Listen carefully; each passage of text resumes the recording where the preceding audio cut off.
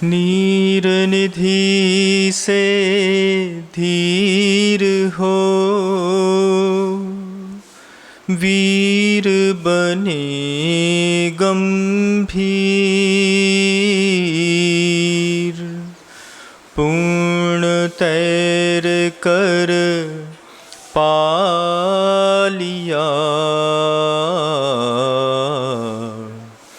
भवसागर का तीर। अधीर हूँ मुझे धीर दो, सहन करूँ सब पीर। चीर चीर कर चिर लखूं, अंतर की तस्वीर। अहिंसा परमो धर्म की।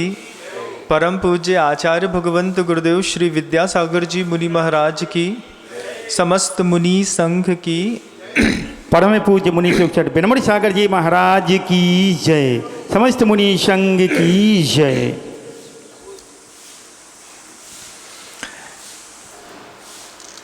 करीब 8 वर्ष पुरानी बात है बंधुओं। गुरुदेव के साथ रामटेक से विहार करके जबलपुर की ओर जाना हो रहा था। रास्ते में पैर में एक बहुत बड़ा कांटा गड़ गया। कांटा करीब 1 इंच के बराबर था और तलुए में बहुत गहरा घुस गया। जैसे तैसे सफ़र लंबा था, सुबह करीब 14 किलोमीटर चलना था। चलते हुए पहुंचने के बाद एक ही कमरे पे गुरुदेव और रुकना हुआ, तो कांटा निकालने का प्रयास कर रहे थे। कांटा निकल नहीं रहा था। बार बार प्रयास किया, नहीं निकला। तो किसी दूसरे साधु ने पैर का कांटा निकालने का प्रयास किया। जब दूसरे साधु के हाथ में सूजी आई और जब वो पैर में उस कांटे को निकालने के लिए और गहरी सुई घुसाए, तो घुसाने वाले को दर्द नहीं होता, जिसके पैर में सुई लगती है उसको तीव्र वेदना होती। और सुई घुसाए और वो मना कर दे, भैया तुमसे नहीं निकलवा सकते, तुमसे नहीं निकलवा सकते। निकलता ही नहीं कांटा वो। बहुत देर तक गुरुदेव इस दृश्य को देख रहे थे। फिर देखते देखते धीरे से बोलते हैं कि नम्र, अगर दर्द से बचना है तो पैर का कांटा अपने हाथ से निकालना। दूसरा, जब कोई अपने पैर का कांटा निकालता है तो सुई बहुत गहरी घुसती है और पता नहीं कहाँ घुसती है। अपने हाथ से अगर कांटा निकालोगे तो सहूलियत रहेगी। और उस विहार की खासियत थी कि उस विहार में एक मुनि महाराज केसलोंच कर रहे थे। रास्ता चलते उनका टाइम ओवर हो गया, तो उनने कह दिया गुरुदेव हम रास्ते में केसलोंच करेंगे। केसलोंच करने लगे तो सुबह विहार का समय हुआ। केसलोंच में थोड़ा विलंब हो रहा था, तो दूसरे महाराज सहयोग कर रहे थे। उनके लिए भी गुरुदेव ने यही कहा कि केसलोंच हो या पैर का कांटा, खुद निकालोगे तो पीड़ा कम होगी। अनुभव भी है इस बात का कि जब कोई दूसरा साधु कभी किसी दूसरे साधु के केसलोंच करता है तो उसके दर्द का पारावार नहीं रहता। खुद करता है तो कोई दिक्कत नहीं, पता है शॉट कब मारना है, कब खींचना है, कैसा करना है। गुरुदेव ने ये दोनों उदाहरण सुबह सुबह दे करके निकल गए। ईर्या पद भक्ति में दोनों लोगों को देख करके गुरुदेव कहते हैं कि जैसे पैर का कांटा खुद निकालने पर दर्द कम होता है, जैसे केशलोंज खुद करने पर दर्द कम होता है, महाराज ऐसे ही मन के अंदर संकल्प और विकल्प के इतने कांटे घुसे रहते हैं, उन घुसे हुए कांटों को अगर कोई दूसरा निकालेगा तो दर्द बहुत होगा। इससे अच्छा है अपने जीवन को व्यवस्थित रखने के लिए संकल्प और विकल्प के कांटे जो हृदय में घुसे हैं उसको तुम खुद निकाल लो। धीरे धीरे जैसे ही गृहस्थ जीवन में किसी भी बालक या बालिका का विकास होता है, विकास के प्राथमिक चरण को पार करके जब किशोरावस्था की उम्र में वो प्रवेश करते हैं, जिसको आप टीनएजर्स लाइफ कहते हैं, 13 to 19 ईयर्स ओल्ड, जब 13 से 19 वर्ष की उम्र का सफ़र किसी बालक का या बालिका का अपने जीवन से गुजर रहा होता है, अभी भी गुजर रहा होगा बंधुओं।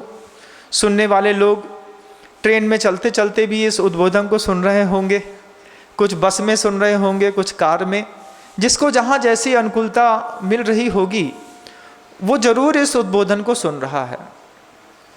उम्र का पड़ाव देखना और बगल में बैठे हुए व्यक्ति से उम्र से मैच करके उन शब्दों को तौलने की कोशिश करना, जो मैं बताने का प्रयास कर रहा हूँ कि 13 वर्ष से लेकर के 19 वर्ष तक की उम्र के जो लोग होते हैं वे अपने विकास में एक्स्ट्रा ग्रोथ चाहते हैं कि हमारा विकास बहुत हो, उम्मीदें, उमंग आसमान छूती है। लेकिन उस आसमान छूती हुई उमंगों के बीच में कुछ ऐसी भावनाएं रहती हैं, कुछ ऐसे संकल्प और विकल्प के कांटे हृदय में लगने की वो उम्र रहती है बंधुओं, कि वो कांटे धीरे धीरे लगते चले जाते हैं और हमारी स्पीड धीरे धीरे पूरी खराब होती चली जाती है।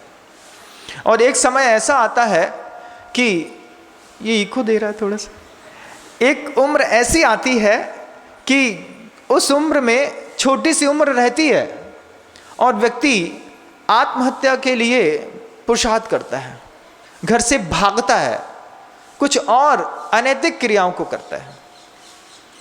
13 वर्ष से लेकर के 19 वर्ष की उम्र में क्या प्रॉब्लम्स रहती हैं, आप किसी बच्ची का जब विकास हो रहा होता है तब आप इस चीज़ को बहुत अच्छे से देख लेते हैं कि ये उसकी नाजुक उम्र है, इसको माँ समझा देती है। लेकिन बालक को उस उम्र में कोई नहीं समझाता। बच्चे को, एक युवा को 13 से 19 वर्ष की उम्र में कोई भी नहीं समझाता कि किस तरीके के इमोशंस इस उम्र में मस्तिष्क में क्रिएट होते हैं और उस इमोशंस के क्रिएट होने पर किस तरीके से हमारे जीवन की दिशा पूरी बदल जाती है। इस बदली हुई दिशा के लिए आचार्य कुंद भगवान ने एक गाथा लिखी है बंधु, ग्रंथराज समय सार की है। कुंद भगवान कहते हैं कि वो एक अज्ञान की उम्र रहती है, जब हम कुछ सीख रहे होते हैं, हम कुछ जानते नहीं हैं लेकिन हमें लगता है कि हम सब जानते हैं। अन्नानी पुनरत्तो सब दब्बेसु कम मज्ज गदो लिपदी कम रयण दु कदम मज्जे जहां कड़यम। ये एक गाथा है जिसमें कहते हैं कि अज्ञानी जो होता है वो कर्ममल से ऐसा लिप्त हो जाता है, पुनरत्तो सब दब्बेसु मज्ज गदो, जितने भी पदार्थ हैं उनमें वो लिप्त होता चला जाता है। कैसे? उदाहरण दिया, कदम मज्जे जहां लोहम, जैसे कीचड़ में लोहा फेंक दिया जाए तो लोहे में जंग लगते लगते कब लोहा पूरा खत्म हो जाता है पता नहीं चलता। ठीक ऐसे ही 13 वर्ष की उम्र में मानसिकता में, मन में जंग लगती है। सबसे पहली जंग लगती है उस 13 वर्ष की उम्र में। अगर आपका बच्चा हो, आपकी बेटी भी हो, आप इस उद्बोधन को सुन रहे हो तो उनको सुनाने का या खुद ओरली बताने का प्रयास करेंगे कि इस 13 वर्ष की उम्र में अवांछित वस्तुओं के प्रति लगाव पैदा होता है। अवांछित वस्तुएं भी लगाव का कारण बनती हैं और अवांछित सूचनाएं भी लगाव का कारण बनती हैं। और उस सूचनाओं को प्रोवाइड आपका मोबाइल करा देता है कितने सारे ऐसे टीनेजर्स बच्चे हैं जो 13 to 19 ईयर्स में अपने सफरिंग कर रहे होते हैं। उस सफरिंग के दौरान उनका सबसे ज़्यादा टाइम इंगेज होता है, दिमाग में उम्मीद है IAS ऑफिसर बनना है, उम्मीद है डॉक्टर बनना है, और टाइम एक्सपेंड किया जा रहा है फेसबुक पे, इंस्टाग्राम पे। विद्यार्थी के मोबाइल से जिस दिन इंस्टाग्राम और फेसबुक का ऐप हट जाएगा, जिस दिन उसके मन के अंदर से ये भावना खत्म हो जाएगी कि मुझे एक सेल्फी लेकर के इंस्टा में लोड करनी है, उसके किसी भी सब्जेक्ट में 20% मार्क्स और आगे बढ़ जाएंगे। 10% इंस्टा के, 10% फेसबुक के। 20% मार्क्स को ग्रोथ देने के लिए एक अच्छे विद्यार्थी को अपने मोबाइल से फेसबुक और इंस्टाग्राम को डिलीट कर देना चाहिए। ये आपकी ग्रोथ रोकते तो हैं ही। जिस समय आपका मस्तिष्क विज्ञान को, दर्शन को या फिर किसी और भौतिक वस्तु को पढ़ करके, सूचना को पढ़ करके एकत्रित करने के लिए तैयार होता है, उसी समय ये अवांछित सूचना का लगाव जो है वो हमें जला करके फेसबुक या इंस्टाग्राम की ओर ले जाता है। 1, 1.5, 2, 3 घंटे लोग तो बताते हैं कि महाराज पूरी पूरी रात रील्स देखते हुए ही निकल जाती है लोगों की। क्या चल रहा है, क्या चल रहा है, क्या चल रहा है, देखते देखते निकल जाती है। आप ये सोचिए कि 13 वर्ष से 19 वर्ष तक के वे बालक जो अपने मन के अंदर ये उम्मीद लगा करके बैठे हैं कि मुझे IAS ऑफिसर बनना है, कोई साइंटिस्ट बनना चाहता है, कोई DRDO में जाना चाहता है, कोई डेंटिस्ट बनना चाहता है, कोई डेंटल डिपार्टमेंट को छोड़ करके डॉक्टर भी बनना चाहता है, अगर वो अपना टाइम इंस्टा और फेसबुक पे लगा रहा है तो क्या वो अपने साथ अन्याय नहीं कर रहा? आपको क्या लगता है आगे आने 10 साल बाद फेसबुक और इंस्टाग्राम बंद हो जाएंगे? नहीं, ये सब रहेंगे, लेकिन आपके पास पढ़ने का वक्त नहीं रहेगा। विद्यार्थी जीवन में ये सबसे बड़ी ज़रूरत है कि जो अवांछित सूचनाओं के प्रति हमारा लगाव बढ़ गया है, अवांछित वस्तुओं के प्रति जो हमारा लगाव बढ़ गया है, उस लगाव को हम जहाँ खड़े हैं वहीं से डिलीट कर दें। प्रवचन सुनते सुनते भी, ये उद्बोधन सुनते सुनते भी अगर आपके मस्तिष्क काम कर रहा हो और आप अपने मार्क्स को डेवलप करना चाहते हैं, आप सबसे पहले अपने अकाउंट से फेसबुक और इंस्टा को डिलीट कर दीजिए। ये ऊर्जा का सबसे बहुमूल्य समय हमारा नष्ट करते हैं ये 2 ऐप। और बनाने वाली जो कंपनियां, बनाने वाले जो देश, उनके देशों में ये दोनों बैन हैं। उनके यहाँ ना इंस्टा चलता है, ना फेसबुक चलता है, ना रील्स चलती है। वो रील्स का कंटेंट बनाते हैं लेकिन अपने देश में नहीं दिखाते। हमारे देश की युवा पीढ़ी को मात्र ड्रग्स ही बर्बाद नहीं कर रही, ये फेसबुक और इंस्टा का एडिक्शन भी हमारे देश की पीढ़ी को बंधुओं बर्बाद कर रहा है। क्यों? अन्नाने पुड़रत्तो सब दब्बे सुकम मज्ज गदो लिप्पदि कम रयण दु कद्दम मज्जे जहां लोहम। ये गाथा आज से 2000 वर्ष प्राचीन है, लेकिन इसकी आज की वैज्ञानिक और भौतिक परिस्थितियों के हिसाब से फिर व्याख्या देखी जाए तो ये व्याख्याकार भी ये कहते हैं कि आज से 2000 बाद इस गाथा का इस तरीके का अर्थ निकाल करके भी अगर गृहस्थ अपने सन्मार्ग पर आ गया तो इस गाथा की सार्थकता सिद्ध हो जाएगी। अवांछित सूचनाओं और अवांछित वस्तुओं के प्रति ये जो एक कांटा आपके दिल के अंदर लगा है बंधुओं, ये जब आपके पिता निकालते हैं, आपके गुरु निकालते हैं, आपका फ्रेंड निकालता है, आपको तकलीफ होती है। जब माँ कहती है बेटा सो जाओ, आपको तकलीफ होती है। सबसे अच्छी बात है अपने पैर का हो या दिल का, अगर कांटा लग गया है तो अपने हाथ से निकाल लो। 13 वर्ष से उम्र से लेकर के 19 वर्ष तक की उम्र के बच्चों को अवांछित सूचनाओं के लगाव से हमेशा मुक्त होने का प्रयास करना चाहिए।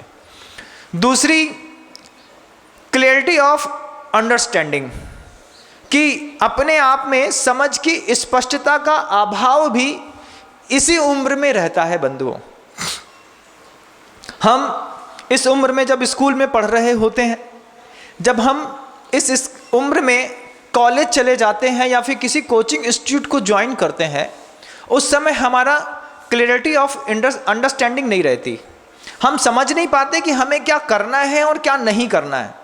पढ़ने जाते हैं मैथ और पीछे की रफ कॉपियों में 2 पन्ने 4 पन्ने ऐसे मिलते हैं जिसमें सिर्फ अपना नाम गोदते में, सिग्नेचर करने में, या फिर वो हार्ट का एक चिन्ह बनाने में, उसमें एक तीर बनाने में, इसी में कितना समय निकल जाता है।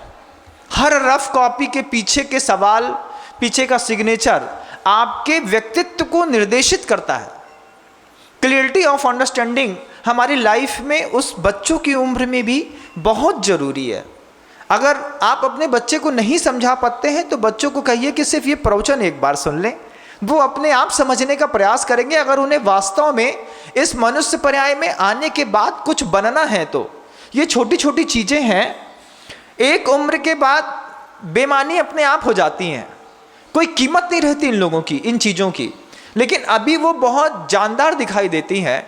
ये हमारी दृष्टि का भ्रम है।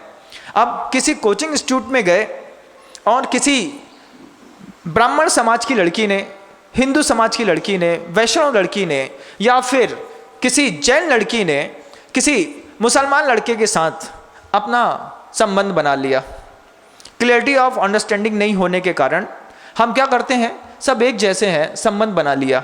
संबंध बनाने से पहले निश्चित हो, घर के अंदर सिखा दिया जाए मुसलमान है तो हिंदू फ्रेंड नहीं बनेगा।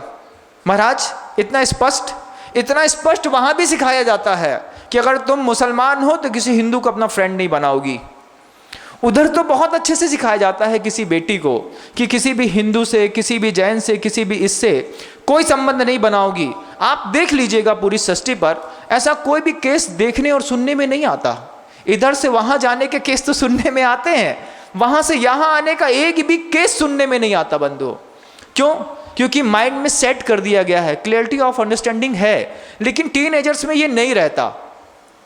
प्रत्येक व्यक्ति अपने जाति, अपने कुल, अपने गोत्र के बीच में अपनी अनुकूलता को ढूंढे तो बहुत अच्छी बात, लेकिन जब हम अपने उस बढ़ती हुई उम्र में, चाहे हम वैष्णव हैं, हिंदू हैं, मुसलमान हैं, ब्राह्मण हैं, हम माता पिता हैं, किसी भी पंथ के अनुयायी हैं, हम अपने बच्चों को समझाएं कि इस चीज़ में बिल्कुल क्लियर रहेंगे कि स्कूल में, कॉलेज में, कोचिंग इंस्टीट्यूट में इस उम्र में सिर्फ अपने कुल और धर्म और समझ वाले लोगों के साथ संबंध बनाएंगे तो आपका विकास बहुत अच्छे से होगा। लेकिन वहाँ जाने के बाद चूँकि मिक्स कल्चर रहता है किसी भी इंस्टीट्यूट का, हम कब बहक जाते हैं, कब हमारे मन के अंदर ये दूसरा कांटा घुस जाता है, और उस कांटे का कितना दुष्प्रभाव है ये आप सब जानते हैं बंधुओं, बताने की कोई ज़रूरत नहीं है। बड़े बड़े IAS ऑफिसर्स भी इस तरीके के संबंधों को कर लेते हैं, फिर जब संबंध विच्छेद हो जाता है फिर अपनी उस गलती को सुधारने के लिए तरह तरह की लीपापोती किया करते हैं बंधुओं। पूरा विश्व हमारी इस बात को सुन भी रहा होगा, और जहाँ तक मैं समझाना चाहता हूँ आप वहाँ तक समझ भी रहे होंगे, ऐसा मैं मानता हूँ। सभी माता पिता का कर्तव्य है उस छोटी सी अबोध उम्र में जब आपके बच्चे के अंदर अनुभव की कमी हो, हम इस तरीके के अनुभव को देख करके अपने घर में लगाए उस गुलाब के फूल को सुरक्षित रख सकें। टीनेजर्स लाइफ में ये घटता है, अंदर घटता है। टीनेजर्स लाइफ में हम हर चीज़ों में शॉर्टकट यूज़ करते हैं, ये भी एक बहुत बड़ी प्रॉब्लम है। वो शॉर्टकट हमारी लाइफ में बहुत तरह की सुविधाएं प्रदान करता है। स्टूडेंट हैं, हमने एक पर्ची चीटिंग का शॉर्टकट यूज़ कर लिया। किसी पैसा कमाने में अगर हमारा उपयोग लगा हुआ है तो हमने फंडिंग करने के लिए शेयर मार्केटिंग का, जुए का, सट्टे का शॉर्टकट यूज़ कर लिया। शॉर्ट टाइम टर्म्स में आप अगर अपने मार्क्स बढ़ाना चाहते हैं, शॉर्ट टाइम टर्म्स में अगर आप अपना धन बढ़ाना चाहते हैं, ये सब चोरी है। आजकल एक नया ऐप लगा है पढ़ाने के लिए, कौन सा ऐप चढ़ा है? बाइजो लगा है ना, बाइजो एक ऐप आ गया है। उस ऐप के माध्यम से 9th क्लास का बच्चा स्कूल जाए बिना अपने घर के अंदर बैठ करके और सारी चीज़ों को पढ़ लेता है। ये क्या है? बाइजो जो है ये एक शॉर्टकट है बंधुओं अपने मार्क्स बढ़ाने का, जबकि एक्चुअल एजुकेशन कहती है कि आप बाइजो को यूज़ ना करके अपने दिमाग को बाइजो बनाने का प्रयास करें। वो तो एक ऐप है, ऐप के माध्यम से आपको तरह तरह की तकनीक का, विज्ञान का ज्ञान दे दिया। अब ज्ञान देने पर आपका जो मस्तिष्क है वो उस विज्ञान को समझ तो लेता है लेकिन खुद डेवलप नहीं होता। तो 4th 5th क्लास के स्टैंडर्ड से लेकर के मेडिकल हो, इंजीनियरिंग हो, किसी भी चीज़ हो, हर तरीके की एजुकेशन के लिए वो ऐप आजकल बच्चे यूज़ करने लगे हैं और जीवित शिक्षक का पूरा प्रभाव खत्म होता चला जा रहा है। ये लाइफ का शॉर्टकट है। इस लाइफ का शॉर्टकट को यूज़ करके अपने मास को बढ़ाने वाले, ग्रोथ करने वाले वैसे ही लोग हैं जैसे कोई एथलीट हो, दौड़ के दौरान एक इंजेक्शन माइरिजुआना का लगा ले और अपनी स्पीड, बहुत हाइपर स्पीड दिखा करके कोई रेस को जीत जाए। तो किसी ड्रग्स को लेकर के जैसे कोई एथलीट किसी दौड़ को जीत करके और अपने आप को विजेता साबित करने के बाद भी हारा हुआ रहता है, बाइजो ऐप को भी यूज करके आप बंधुओं अपने दिमाग को हारा हुआ महसूस करेंगे और अपनी मार्कशीट को जीता हुआ। और ऐसी जीत से आपके किसी भी जीवन में कोई भी प्रकार की तरक्की होने वाली नहीं है। अगर आप स्टूडेंट हैं, अगर आपको लगता है कि अभी हमारे शिक्षण का काल चल रहा है, हमें कुछ अच्छा वास्तव में बन रहा है, ये बाइजो ऐप से पास होने वाले कोई IAS और IES ऑफिसर नहीं बनते। वो बहुत निचली कैटेगरी में जाकर के छूट जाते हैं। ऐप वालों का तो काम है पैसा कमाने का, लेकिन आप अपनी ज़िंदगी बनाने के लिए किसी चीज़ को पढ़ रहे हैं, आप अपने दिल का कांटा खुद निकालिए, शॉर्टकट ख़त्म करिए। शॉर्टकट ख़त्म करने के लिए एक बहुत अच्छी बात प्राचीनों में आती है कि रास्ता चलना लंबा चाहे फेर हो। रास्ता चलना लंबा चाहे फेर हो। शिखर जी से उतरते हैं ना, शॉर्टकट बहुत अच्छा लगता है, दूर से ऐसा जा रहे होते हैं और ऐसा शॉर्टकट रहता है।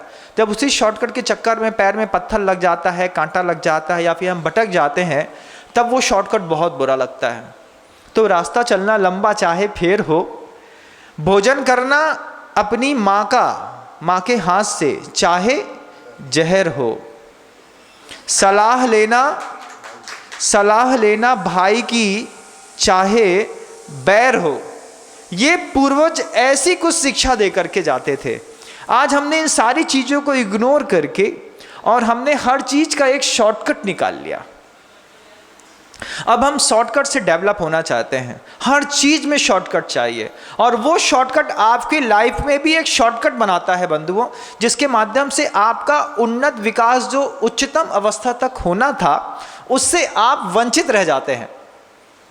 और ये शॉर्टकट का परिणाम है जब आपको किसी मल्टीनेशनल कंपनी में 2-5-10 लाख रुपए का पैकेज मिलता है, आपके मन के अंदर एक बहुत बड़ी असंतुष्टि पैदा होती है। मैं इससे भी ज़्यादा योग्य था लेकिन मुझे इसमें संतुष्ट होना पड़ रहा। विद्यार्थी जीवन जीने वाले वे सारे बच्चे अगर आपके हैं, अगर बच्चे इस उद्बोधन को सुन रहे हैं तो वे अपनी लाइफ से शॉर्टकट खत्म कर दें। चीटिंग मार्क्स लाने के लिए बहुत अच्छी चीज़ है, लेकिन वो ऐसा शॉर्टकट है जो आपके दिमाग को कभी भी डेवलप होने नहीं देता। कभी भी किसी भी प्रकार के छल से किसी का भला नहीं हुआ, अपने साथ किए गए छल से तो और भला नहीं हुआ। और मन में, दिमाग में लगे ये कांटे ऐसे हैं कि ये कांटों को अगर कुछ देर के लिए छोड़ दिया जाए तो वो देह में समा जाते हैं, ऊपर से स्किन पैक हो जाती है, पता भी नहीं चलता कि अंदर कोई कांटा है और दर्द निरंतर बना रहता है। आदमी बोलता है महाराज पैर रखते हैं तो वहाँ पर लौकता है, चाहे यहाँ हो चाहे पैर में हो, अगर कोई कांटा गड़ा है तो वो लौकता है। उस लौकते हुए कांटे से अपने आप को आप स्वयं बचाने का प्रयास करें। चौथा, एक और बहुत बड़ी प्रॉब्लम होती है इसी लाइफ में जीवन जीते वक्त, जब हम 13 साल से 19 साल तक या 25-28 साल तक जीवन जी रहे होते हैं, हमारे जीवन में इमोशनल क्राइसिस भी बहुत ज़्यादा हो जाती हैं। किसी से इसी उम्र में इश्क हो गया और इश्क होकर के टूट गया। अब जो टूटने का तनाव है वो विद्यार्थी के जीवन में प्रेम विच्छेद का जो तनाव है वो सह नहीं पाता, पूरी रात जगता रहता है। क्या कर रहे भैया? अरे मुझे नहीं पढ़ना। क्यों?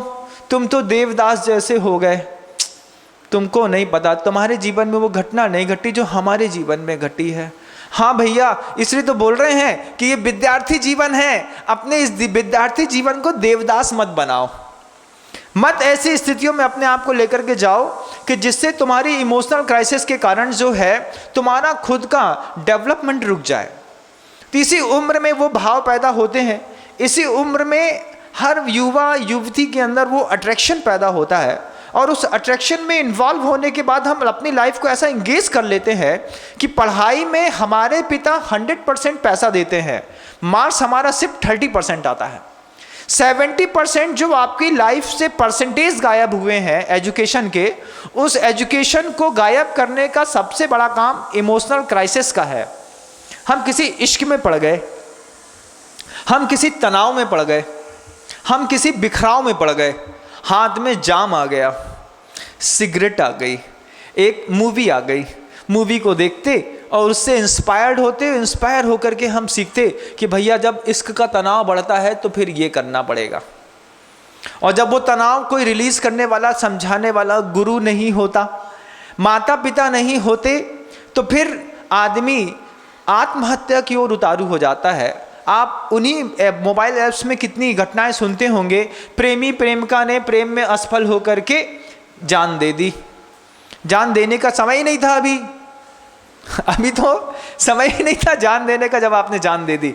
अभी तो पढ़ने के लिए जान देने का समय था, लेकिन लाइफ में इमोशनल क्राइसिस आ गए, और इन इमोशनल क्राइसिस के बीच में हम डेवलप भी हो गए। एक अच्छा सद्गुणी संत बनने के लिए एक साधु को जितनी मेहनत करनी पड़ती है, उतनी मेहनत एक गृहस्थ को भी सदगृहस्थ बनने के लिए करनी पड़ती है बंधुओं। साधु जिन चीज़ों से प्रतिदिन बचता है और अपने आप को अपना लोटा मांझ करके चमकाता रहता है, उतने विचारों से, उन भावनाओं से जब तक एक गृहस्थ नहीं बचेगा, तब तक उसकी गृहस्थी भी सही ढंग से नहीं चलती। पिता कुछ नहीं करते, कोई व्यसन नहीं है, खूब पैसा कमाते हैं, उसके बाद भी घर के अंदर पैसा सिर्फ इसलिए नहीं रुकता कि पिता शरीफ हैं, लेकिन उनकी शराफत का एक भी परमाणु पुत्र के जीवन में प्रवेश नहीं किया। पुत्र बिल्कुल बिगड़ा हुआ दिखाई देता है। ये वो उम्र होती है जब हम धीरे से 13 to 19 की ओर को क्रॉस कर लेते हैं। 19 साल की उम्र को हमने पार कर लिया, और पार करने के बाद हमारे जीवन में एक नया पड़ाव शुरू हो रहा होता है, जब हम 12वीं क्लास को क्रॉस करके फर्स्ट ईयर कॉलेज या कॉलेज को क्रॉस करके हम अपने लाइफ को सेटल करने के लिए इंजीनियर या MBA कर चुके होते हैं। ये उम्र वही है, इसी उम्र में वो सब चल रहा होता है। और जैसे ही आपकी 5-7 लाख रुपए की भी एक नौकरी लग गई, उस लगी हुई नौकरी के कारण आपको लगता है कि अब हमें अपनी लाइफ सेटल कर लेनी चाहिए। क्यों? शुरुआत के माहौल में ही आपके पास स्पष्टता का अभाव था, आपके पास सूचनाओं का अभाव था, आपके पास और भी समझ का अभाव था। आपने शॉर्टकट यूज़ किया, आपने अपनी लाइफ में इमोशनल क्राइसिस को मेंटेन किया, आपने पढ़ भी लिया, मान लीजिए पढ़ करके पास हो गए। इन सब चीज़ों के बीच में आध्यात्मिकता का कोई रोल नहीं है, इन सब चीज़ों के बीच में निस्वार्थपने का कोई रोल नहीं है, इन सब चीज़ों के बीच में अपने आप को संभालने के लिए मोह त्याग का कोई रोल नहीं है, जो एक सद्गुणी जीवन शैली में होना चाहिए। इनके अभाव में आपने अपने आप को डेवलप किया है। आपने किसी मैथमेटिक्स के रूल्स का हल अच्छा निकाल दिया, इसका मतलब ये नहीं कि आप पास हो गए। ये भी देखा जाएगा जीवन में कि किस विधि से इसको सॉल्व किया है। क्वेश्चन था, लाइफ आपकी भी एक क्वेश्चन में है, उस क्वेश्चन को आप किस रूल से सॉल्व कर रहे हैं। तो जब आपने अपनी लाइफ के इस क्वेश्चन को सॉल्व करने के लिए इन तरीके के इमोशनल क्राइसिस के रूल्स को लगा करके लाइफ सॉल्व की है, मान लीजिए हल सही निकल भी आया, आप MBA कर लिए, CA कर लिए, CFA कर लिए, लेकिन आपके अंदर से आदर्शवादिता नाम की चिड़िया उड़ गई, ईमानदारी गायब हो गई शॉर्टकट अपनाने के चक्कर में, माता पिता का बहुमान भी गायब हो गया, और फिर 22 साल की, 23-24 साल की उम्र में आपने ज़िंदगी का एक और बड़ा फैसला ले लिया, अपने विवाह करने का। हमको महाराज हमारा जो संबंध है वो पिछले 8 साल से चल रहा है, जब हम इसके साथ 8th क्लास से पढ़ते थे।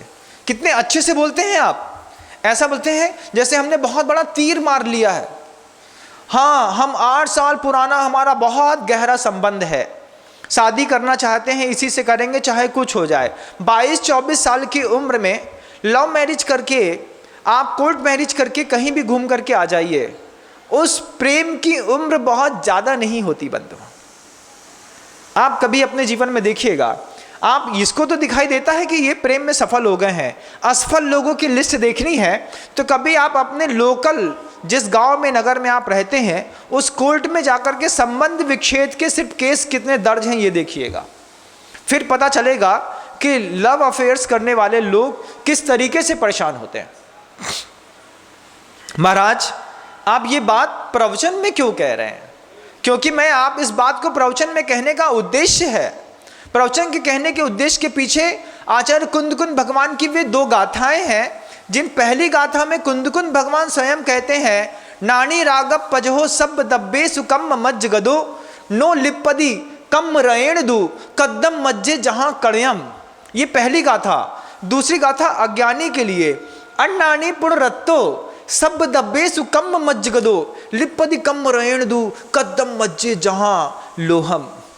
ज्ञानी के लिए भी कहा कि ज्ञानी को भी संसार में, एक समझदार व्यक्ति को भी संसार में इन सारे इमोशंस और भावनाओं और संसार की इन व्यवस्थाओं के बीच से वो गुजरता है, लेकिन किसी में फंसता नहीं। एक अच्छा विद्यार्थी पढ़ने वाला, उसके बगल में कोई जोड़ा बैठा भी हो, उसका ध्यान वहाँ पे जाता ही नहीं है। क्यों?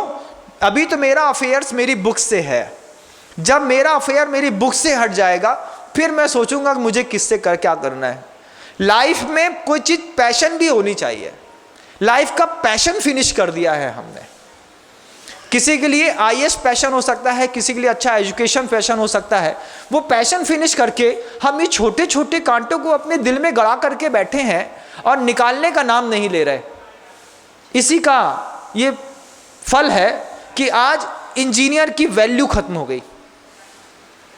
90 के दशक में, आप तो कभी बच्चे हैं, आप सन 2000 के बाद पैदा हुए होंगे, 2005 के बाद पैदा हुए हो लोग, आज इंजीनियरिंग कर रहे हैं। मैं आपको आज से 20 साल पुरानी बात बताऊं, 90 के दशक में अगर किसी लड़के के नाम के बगल से इंजीनियर शब्द लिखा हो, उसकी वैल्यू देखने लायक रहती थी। कोई कहे कि हमारा गवर्नमेंट कॉलेज में इंजीनियरिंग में एडमिशन हो गया है, तो बिना इंजीनियरिंग पास किए आदमी अपनी लड़की का संबंध उस लड़के के साथ करने के लिए तैयार होते थे। महाराज, आपको कैसे पता? हमको पता है ना। कैसे पता महाराज? हमारे संघ में एक महाराज हैं इंजीनियर, 90 के दशक के पहले वाली इंजीनियरिंग पास आउट हैं और उसमें भी गोल्ड मेडलिस्ट, जिनका नाम है मुनिश्री प्रसाद सागर जी महाराज। प्रसाद सागर जी महाराज इंजीनियरिंग में गोल्ड मेडल लेकर के अपने ज़माने के पास आउट इंजीनियर हैं। वो बताते हैं कि जब मैं अपने गांव सिहोरा जाता था तो रात को जैसे मैं पहुंचा तो मैं सोता रहता था, मुझे सोते हुए देखने के लिए लोग आते थे कि भैया इनके लड़के ने गवर्नमेंट कॉलेज से इंजीनियरिंग कर ली है। उस समय इंजीनियर की इतनी बड़ी वैल्यू थी। आज इंजीनियर की वैल्यू कुछ नहीं है। आज पीएचडी पास आउट लोग जो रहते हैं वो झाड़ू लगाने के लिए निवेदन देते हैं कि भैया ये नगर पालिका में अगर मुझे झाड़ू लगाने भी मिल गई तो बहुत बड़ी बात है। लेकिन मुनिश्री प्रसाद सागर जी महाराज बताते कि जिस समय का मैं इंजीनियर था, मेरे पास सब कुछ था। लोग तरह तरह के संबंध आते थे, तरह तरह के लोग आते थे, बात करते थे, लोग हाथ मिलाना करते थे, फोटो खिंचाना पसंद करते थे। उस समय मेरा लगाव शुरुआत में उनके पिता के दिए गए आदर्शों के कारण ऐसा गरिष्ठ हुआ कि वो सीधे हर चीज़ से बचते हुए ना लाइफ में कोई इमोशंस क्रिएट किया, ना लाइफ में अपना कोई शॉर्टकट अपनाया, ना लाइफ में किसी भी अंडरस्टैंडिंग क्लियरिटी में बारे में कोई डाउट स्टैंड किया। बोले मेरे सब कुछ क्लियर था, एक अच्छा इंजीनियर कहाँ जाएगा? तो उन्होंने कहा ये इंजीनियर जो पैदा हुआ है ये सीधे गुरुवर श्री विद्यासागर जी महाराज के पास जाएगा। और वो गए और आज वो निर्यापक श्रमण मुनिश्री प्रसाद सागर जी महाराज के नाम से पूरी दुनिया में जगत विख्यात हैं। उनका प्रेम, उनका वात्सल्य, उनकी करुणा, उनकी वैयवृत्ति का पूरी दुनिया में कोई शान ही नहीं है बंधु। आप उनकी वैयवृत्ति का अंदाजा नहीं लगा सकते कि जो साधु, मान लीजिए कभी किसी मुनि महाराज के शरीर से कोई अपशिष्ट पदार्थ निकल भी गया हो, कब साफ हो गया, कब फ्रेश हो गया, वो अंदाजा तक लगने नहीं देते। मैं उनको बार बार, जब भी मैं संघ में था, मैं उनसे कहा था, संघ में हमारे एक विष्णु कुमार मुनि महाराज ऐसे हैं जो हाइट में कम है और फाइट में ज़्यादा हैं। वो कभी भी कुछ भी कर सकते हैं। और जैसे ही पुनः गुरुवर के चरणों में उनको रहने का कुंडलपुर में मौका मिला, मैंने भगवान चिंतामणि पार्श्वनाथ भगवान को बार बार उपकार माना कि भगवान 200 साधु मिलकर के जो वैयावृत्ति नहीं कर सकते, वो एक अकेला साधु मुनिषी प्रसाद सागर जी महाराज आचार्य श्री की वैयावृत्ति कर सकते हैं। 40 का संग यहाँ से वहाँ हो गया, इस बात का कोई गम नहीं था। बस गुरुवर के सानिध्य में मुनिषी प्रसाद सागर जी महाराज जी आ गए और उन्होंने वैयावृत्ति का अपना जिम्मा संभाल लिया। अब वो जब वैयावृत्ति करते हैं तो कभी ये नहीं कहते कि प्रसाद सागर वैयावृत्ति कर रहा है, वो हमेशा कहते हैं संघ के 300 साधु की तरफ से ये घी आपके सिर में लगाया जा रहा है, संघ के 300 साधु की तरफ से आपके पैर दबाए जा रहे हैं, संघ के 300 साधु की तरफ से। कभी उन्होंने ये नहीं कहा कि ये वैयावृत्ति मेरी अकेली है। हमेशा कहा महाराज जी, आचार्य जी, संघ में जितने साधु हैं सबकी भावना है, आप ये लगा लें, ये उपयोग कर लें, ऐसा कर लें। और इतने मधुर शब्दों के साथ वैयावृत्ति करते हैं। उस इंजीनियर की जो वैल्यू है उस समय भी और इस समय भी, आज के इंजीनियरों की कोई वैल्यू नहीं है। आज के इंजीनियर आचार्य जी के सामने लाइन लगा के, अभी एट प्रेजेंट में करीब 750 से ज़्यादा ऐसे युवा लोग हैं जो दीक्षित होना चाहते हैं। आचार्य जी बार बार बोलते हैं, उस जमाने का इंजीनियर जो हमको मिला है, अब इस इंजीनियर मिलते नहीं। क्यों? उस समय के एजुकेशन का वैल्यू था, उस समय के इमोशंस का भी वैल्यू था। आज हर चीज़ का वैल्यू फिनिश हो गया। वैल्यू फिनिश होने का सबसे बड़ा कारण है बंधुओं कि हमने कभी भी किसी भी बड़े आचार्य की सन्निधि में रह करके अपने विकास करने के बारे में नहीं सोचा। आप अगर मेरी इस बात को सुन रहे हैं, कहीं पर भी बैठ करके सुन रहे हैं, एक बार मुनिषी प्रसाद सागर जी महाराज के दर्शन जरूर करिएगा, आपको बहुत आनंद आएगा। प्रेम का वो महासागर है कि वो व्यक्ति कभी किसी के ऊपर नाराज ही नहीं होता, क्रोध उसके चेहरे में दिखाई ही नहीं देता। कैसा गुरुदेव ने उनको गढ़ा होगा, आप खुद सोचिए बंधु। एक इंजीनियर से एक निर्यापक संत बनाना ये सबके बस की बात नहीं है, बहुत बड़ी बात। लेकिन हमारी लाइफ स्टाइल कैसी चल रही है कि 22 साल का लड़का इन सारी चीज़ों को बिना समझे सोचे और एक किसी भी कन्या के प्रेम में फंस जाता है, या फिर कोई कन्या, कोई बहन किसी लड़के के प्रेम में फंस जाती है। कहती है हम भी कमाते हैं, ये भी कमाता है, दोनों के बीच में संबंध हो जाएगा, दोनों बहुत खुश रहेंगे।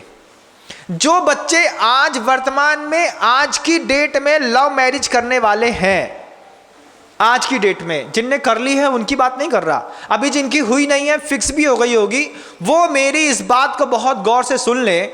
आप जिसके साथ लव करते हैं, उस लव एकमात्र एक पहला पहलू है, दूसरे पहलू में देख लो कि उसका डेडिकेशन कहाँ पे है। दोनों इंजीनियर हैं, दोनों MBA पास आउट हैं, दोनों चार्टर्ड अकाउंटेंट हैं और अदर दूसरे संप्रदाय से हैं। मान लीजिए एक पंजाबी है, एक जैन है, मान लीजिए एक वैष्णव है, एक मुसलमान है, मान लीजिए एक हिंदू है, एक सिख है। अगर आप दोनों मिल करके और किसी कॉन्वेंट स्कूल में पढ़ने के बाद आप आज विवाह करने का सोच रहे हैं, आज आप विवाह करने जा रहे हैं, विवाह होने जा रहा है, कोर्ट मैरिज करने जा रहे हैं, उसके पहले अपने लव की कंडीशन देख लीजिए। क्या आपको पता है कि आप जिससे प्रेम करते हैं उसका डेडिकेशन कहाँ पर है? डेडिकेशन मतलब समर्पण। हम जिससे प्रेम करते हैं हम उसके प्रति समर्पित हों, ये जरूरी नहीं है। क्यों? क्योंकि हम तुमसे प्रेम तो करते हैं, लेकिन हमारा डेडिकेशन, हमारा समर्पण जो है हमारे जॉब पर है। अगर तुमने हमारे जॉब छुड़ाने की बात करी तो हम तुम्हारा अपना जॉब नहीं छोड़ेंगे, भले हम तुमको छोड़ दें। तो अफेयर करने वाले लोगों के बीच में ये दिमाग ही नहीं रहता कि हम जिससे प्रेम करते हैं उसका एक्चुअल डेडिकेशन कहाँ पर है। पता चलेगा कि हम तुमसे दीवार चाटने वाला प्रेम तो करते हैं, लेकिन डेडिकेशन वाला प्रेम तो हमको हमारे जॉब से ही है। अब जब आपका डेडिकेशन आपके जॉब पे है तो आप जॉब पे ज़्यादा ध्यान देंगे कि जिससे आप प्रेम कर रहे हैं उस पर ज़्यादा ध्यान देंगे। किस पे देंगे आप ज़्यादा ध्यान? ऑब्वियसली हम जॉब पे ज़्यादा ध्यान देंगे। और जब हम अपने जॉब पे ध्यान देंगे तो हम सुबह 8 बजे कार्ड पंच करेंगे, शाम को 6:30 बजे घर से बाहर आएंगे, वापस करेंगे। अब वहां पर तुम्हारे लव का वैल्यू कितना बचा? डेडिकेशन तो वो होता जो किसी शिष्य का गुरु की तरह जैसा होता है, कि जैसे मान लीजिए हम सारे साधुओं का हमारे गुरु के प्रति प्रेम पैदा हुआ। मोक्ष मार्ग में राग की, प्रशस्त राग की बहुत बड़ी कीमत है। वो राग जो आपको संसार में भटकाता है, मोक्ष मार्गी को वही राग हमेशा ऊपर उठाता है। बंधुओं, हमने गुरु के प्रेम में पागल होकर के घर छोड़ा। अब देखो कितनी खूबसूरत बात है कि हमारा लव हमारे गुरु के साथ है, हमारा डेडिकेशन भी हमारे गुरु के लिए है, हमारा हर चीज एक तरफ फ्लो कर रही है, हमारे इमोशंस भी हमारे गुरु के साथ ही जुड़े हुए हैं। हमको लाइफ में कुछ और नहीं चाहिए, हमको सिर्फ हमारा गुरु सिद्ध हो जाए, इतना ही बहुत है। जिस संत के जीवन में डेडिकेशन उसका गुरु है, जिस संत के जीवन में उसका इमोशंस उसका गुरु है, जिस संत के जीवन में रिस्पेक्टेबल एक ही है उसका गुरु, जिस संत के जीवन में अफेयर में लव भी जिसके सिर्फ गुरु के साथ है, उसका विकास कौन रोक सकता है? कोई नहीं। हमने कहा ना कि ये शब्द ऐसे हैं, सुनने में थोड़े से अटपटे लगते हैं, लेकिन अपने अपने स्तर पर इनका अर्थ निकालो तो बहुत पवित्र निकलता है। अब आप लव मैरिज करने जा रहे हैं, गृहस्थ जीवन में आपने लव कर लिया, पता नहीं क्या देख करके कर लिया। किसी को काली कलूटी पसंद आ गई, किसी को कुबड़ा पसंद आ गया, किसी को मस से निकलने वाला पसंद आ गया, किसी के 2 दांत बाहर निकले हैं और पूरे सिर के बाल ऐसे कर दिए जैसे मुर्गी के पीछे के बाल होते हैं ना, कभी देखना मुर्गी की पूंछ का बाल और सिर का बाल एक जैसा दिख रहा है। अब वो लड़का पसंद आ गया। हमने देखा, हमने कहा मुर्गे में इसमें क्या अंतर बचा, यहाँ लाल कर लिया है, यहाँ हरा कर लिया है, यहाँ पे काला कर लिया है। ये लड़का पसंद आ गया। क्यों? एजुकेशन नाम की कोई चीज़ नहीं थी, अंडरस्टैंडिंग लाइफ में कोई थी नहीं, बस लव हो गया तो अब फंस गए, अब शादी करना है। वो आवेग काम करा रहा है, लेकिन आवेग को काम करने से पहले आप देख लें कि जिससे हम प्रेम कर रहे हैं उसका डेडिकेशन हमारी तरफ है कि किसी और की तरफ है। पता चलेगा वो रहता हमारे साथ है लेकिन जीता नौकरी के लिए है। नौकरी नहीं छोड़ सकते चाहे कुछ हो जाए। अब इसी व्यक्ति में लव अफेयर हो गए और एक का फॉरेन कंट्री में जॉब लग गया। अब एक आदमी ऑस्ट्रेलिया पहुंच गया, एक इंडिया में है। अब आपके प्रेम की क्या कीमत बची भैया, बताओ थोड़ा सा। नहीं, वो 3 महीने बाद हमको लेके चला जाएगा। 2 साल तक तुमने जिससे प्रेम किया उसके दर्शन दुर्लभ हो गए, व्हाट्सएप कॉलिंग कर रहे, चैटिंग कर रहे। क्यों बेटू, ठीक है? हाँ सब ठीक है। इससे कुछ हो रहा है? कुछ भी नहीं हो रहा बंधु, कुछ भी नहीं हो रहा। तो जिससे प्रेम करें उसमें ये चीज़ें और भी चेक कर लें, आपका प्रेम जीवन भर सफल रहेगा। आप जिससे प्रेम करते हैं उसका डेडिकेशन कहाँ पर है, उसका समर्पण कहाँ पर है, उसके इमोशंस कहाँ पर हैं। हम आपके साथ भले रहते हैं, आप हमारे साथ भले रहते हैं, लेकिन हमारा इमोशंस कहाँ पर है बताओ? भावनात्मक रूप से मैं किससे जुड़ा हूं? आपसे, अपने गुरु से।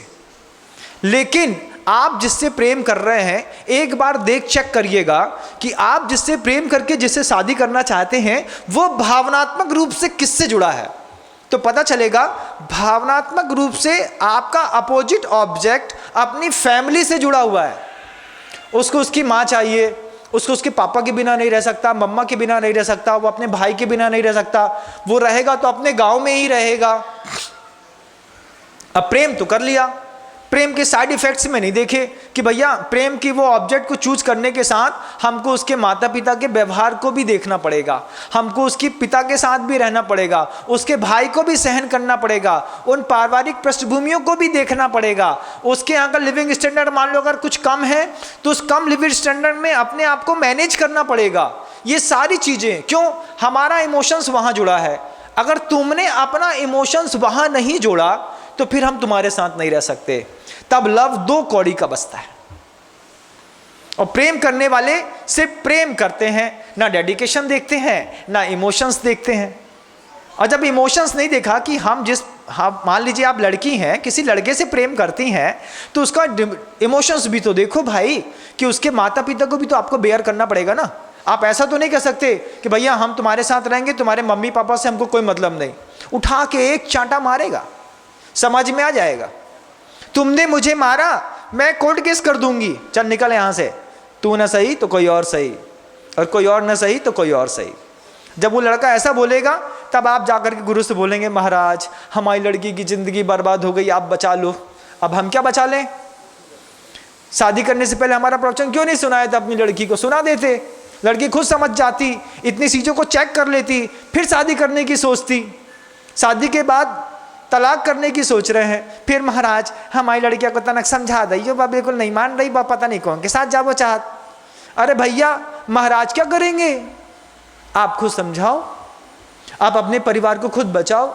आपके घर में आग लगी है, पड़ोसी कैसे बचाएगा? अब आप ये भी देख लीजिए कि जहां पर अटैचमेंट है, डेडिकेशन है, वहां रिस्पेक्ट किसको देता है? वो लड़की है या लड़का है? आपको रिस्पेक्ट देती है? आपके मम्मी पापा को रिस्पेक्ट देती है कि आपके पैसे को रिस्पेक्ट देती है? किसको रिस्पेक्ट मिल रहा है? पता चला एक बिल्कुल किसी भी काम करने वाली कोई कन्या जिसको कुछ भी नहीं आता है, बस प्रकृति से पुण्य से उसको सौंदर्य मिल गया और उसने किसी अमीर लड़के को फंसा लिया। अब क्या है? एक घड़ी गिफ्ट में मिल गई, एक गाड़ी गिफ्ट में मिल गई, एटीएम गिफ्ट में मिल गया, एक वैलेट गिफ्ट में मिल गया है, मोबाइल गिफ्ट में मिल गया, हर हफ्ते वो 4-5 कपड़े गिफ्ट में दे देता है, सैंडल गिफ्ट में दे देता है, सब गिफ्ट गिफ्ट गिफ्ट में मिल रहा है।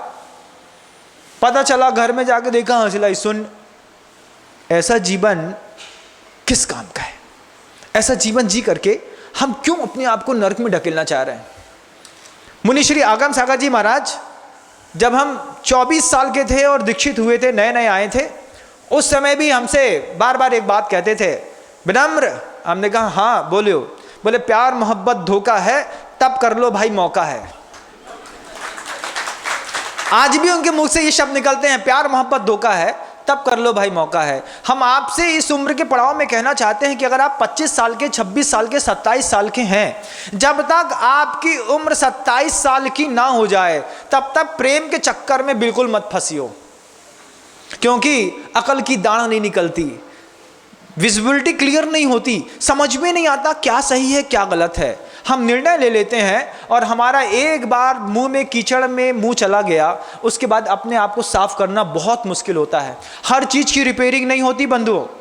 लाइफ में भारतीय संस्कृति में विवाह भी एक ऐसा संबंध है जिसकी रिपेयरिंग इम्पॉसिबल नहीं होती, और रिपेयर हो भी जाए तो भी फ्रेश गाड़ी के जैसे, एक बार गाड़ी का इंजन खुलने के बाद गाड़ी घुर्र घुर्र थोड़ा करती है, दोबारा रिपेयरिंग होने के बाद भी वे संबंध हमेशा जीवन भर घुर्र घुर्र करते हैं।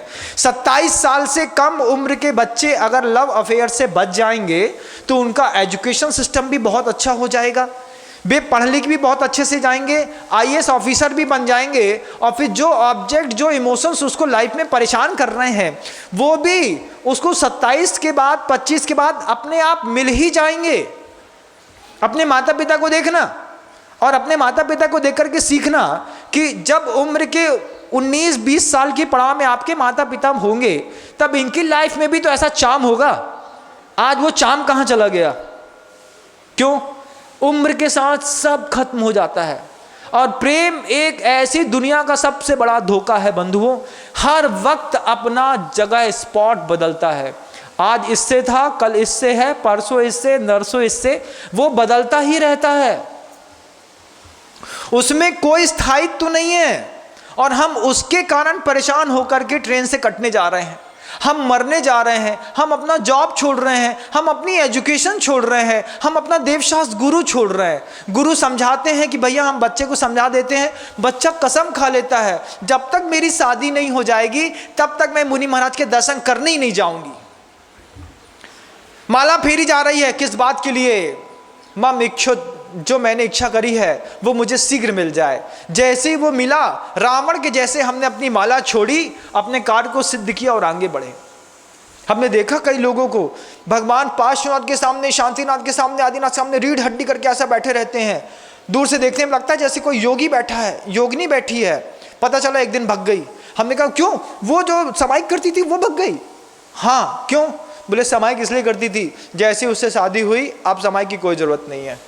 कई लोगों का धर्म ध्यान ऐसा भी हो रहा है, कई लोग अपने आप को इन तरीकों में भी फंसा करके बैठ गए हैं बंधुओं। ये मन के वो कांटे हैं, कांटा पैर का हो या मन का बंधुओं, बहुत सलाता है। और जब इस कांटे को कोई दूसरा निकालता है ना, तब और तकलीफ होती है। सबसे अच्छी खूबसूरती तो जिंदगी की ये है कि हम अपनी जिंदगी में इन कांटों को लगने ही ना दें। जैसे पैर से कांटे को बचाने के लिए एक चप्पल या एक जूता काफ़ी होता है, एक आड़ थोड़ी सी काफ़ी होती है, ठीक ऐसे ही हम अपनी ज़िंदगी में अपने विकास के लिए, अपने धर्म की, हम अपने गृहस्थ आचरण के योग सदगृहस्थ के वातावरण की, हम अपने आदर्शों की एक ऐसी आड़ को लेकर के इस उम्र को निकालने का प्रयास करें, एक ऐसा सपोर्ट लेने का प्रयास करें, कोई फंसाने की कोशिश भी करे तो हम बता सके कि भैया 27 साल की उम्र तक तो प्रेम नहीं करूँगा। अगर 27 साल की उम्र तक प्रेम कर लिया तो महाराज कहते हैं 70 साल की उम्र तक परेशान होना पड़ेगा। 70 साल की उम्र तक किसी एक कोई कौम है जहाँ पर 2, 3, 4, 5 विवाह नॉर्मल बात है। क्या हिंदुस्तान में हिंदुओं के अंदर, ब्राह्मणों के अंदर, जैनों के अंदर भी ये नॉर्मल बात है क्या? बिल्कुल एबनॉर्मल बात है बंधुओं। हमारी वो कौम में, हमने जिस कुल में, हमने उस राम के वंश में जब जन्म लिया है जहां एक सीता के पीछे राम अपनी पूरी जिंदगी छोड़ सकता है। हम वो जमाने के लोग हैं, भले हमारा आज एडवांस बहुत है, लेकिन आदर्श में आज भी सीता बैठी है कि सीता कहती है, रावण से किसी ने पूछा बंधुओं कि सीता का प्रेम मिल गया? रावण कहता है सीता का प्रेम पाना पत्थर में फूल पैदा करने जैसा है, हम कितनी भी प्रयास कर लें सीता का प्रेम नहीं पा सकते। हम उस देश में रहने वाले लोग हैं, चाहे कन्या हो तो अपने आप को सीता के रूप में देखना, लड़के हो तो अपने आप को राम के रूप में देखो कि जब हमने किसी एक को डिवोशन कर दिया फिर हम उसके साथ जीना पसंद करेंगे। ये कैसा छलिया प्रेम है जो वक्त वक्त पर अपनी जगह बदलता है और लोग ऑब्जेक्ट को बदलता चला जाता है। हम उसमें गहरे गहरे गहरे और गहरे धीरे धीरे धंसते चले जाते हैं। दोनों वजनदार हैं, दोनों कीचड़ में ही पड़े हैं। सोने को मजाल है कि जंग पड़ जाए, एक जंग नहीं पड़ती बंधुओं, बरसों तक सोना उसमें लिपटा रहे। निकालते हैं, पानी से धोते हैं और चुपचाप गले में पहन लेते हैं। नानी रागप पजहो सब दब्बे सुकम मज्ज गदो, नो लिपदी कम रैण दू कदम मज्जे जहां कड़यम। ज्ञानी को कभी भी किसी भी प्रकार के पाप प्रकृतियों का बंध होता ही नहीं। क्यों नहीं होता? क्योंकि वो राग से ऊपर उठ करके सोने जैसे अपने अंदर के स्वभाव को बना करके राग के बीच में रह रहा है। अन्नानी पुनरत्तो सब दब्बे सुकम मज्ज गदो, लिपदी कम रैण दू कदम मज्जे जहां लोहम। वजनदार था लोहा, दूर से उठाने पे देखने में लगता था कि जंग, पानी, कीचड़ से इसको कोई फर्क नहीं पड़ेगा, लेकिन कुछ ही देर में एक हल्की सी रंग बदला, फिर एक छोटी सी परत पैदा हुई, फिर उस परत को निकाल करके अच्छी नहीं लगी तो परत निकाल करके हमने फेंक दी, भैया लोहा बना हुआ है। फिर एक परत पैदा हुई, कुछ दिन बाद हमने फिर फेंक दी, फिर फेंक दी, फिर फेंक दी। इतना मोटा लोहा, 3-3 इंच मोटा लोहा, हवा और पानी की नमी सहन नहीं कर पाता और फट करके तार तार हो जाता है। हमारी जिंदगी लोहे के जैसी तो नहीं है ना। गुरु का सानिध्य मिला है तो तपा करके वो सोना बना सकते हैं। गुरु का सानिध्य, अपने माता पिता का भी सानिध्य मिला है बंधुओं, तो तुमको इस कीचड़ में घुसने से कोई, आप सोचते हैं कि हम कीचड़ में फंस जाएंगे, कोई ना कोई आपको बचा लेगा। लेकिन अगर गुरु नहीं है, माता पिता नहीं है, उनकी कैसी गति होती है आप बताओ। कीचड़ में धंसते चले जाते हैं, धंसते चले जाते हैं। जब आप किसी जेल में जाकर के हफ्ते में एक दिन कभी अपने बच्चे को या फिर 15 साल की उम्र के किसी बालक या बालिका को एक बार सेल में ले जाकर के उसको सेल जरूर दिखाओ, महीने में, साल में, जीवन में एक बार दिखाओ, पता चलेगा 15, 17, 18, 20, 21, 22 साल की उम्र के ऐसे सैकड़ों बच्चे हर गांव की जेल में बंद रहते हैं बंधुओं, जो सिर्फ प्रेम के असफल होने के कारण या तो उनने छुरा चला दिया, हत्या कर दी, ड्रग्स पी ली, किसी का मर्डर कर दिया, कोई और गंदे काम कर दिए और अपनी पूरी ज़िंदगी के 20-20 साल, 19 साल के लड़के से ऐसी गलती होती है, 40 साल का होकर के जेल से बाहर निकलता है। बंधुओं, प्रेम ऐसी दुर्गति कराता है, आप उसके चक्कर में फंस गए अपनी एजुकेशन को छोड़ करके। सोचिए, अगर आपका बच्चा भी ऐसा फंसा हो, लग रहा है थोड़ी सी भी आँच सही, थोड़ी सी समझ में आए कि हमारे बच्चे के अंदर भी ऐसा चल रहा होगा, नहीं चल रहा तो सौभाग्य की बात, लेकिन अगर वो उस उम्र में सरवाइव कर रहा है 13 to 19 या 19 to 27, तो आप अपने बच्चे को या तो खुद समझा दो या बच्चे से कहो कि बेटा ये प्रवचन एक बार सुन लेना, प्रेम करने जा रहे हो पहले चेक कर लो, लव किसके साथ है, डेडिकेशन किसके साथ है, इमोशंस किसके साथ है, डिवोशन किसके पास साथ है। जिसके साथ लव है उसके साथ डिवोशन भी हो, ये कोई ज़रूरी नहीं है।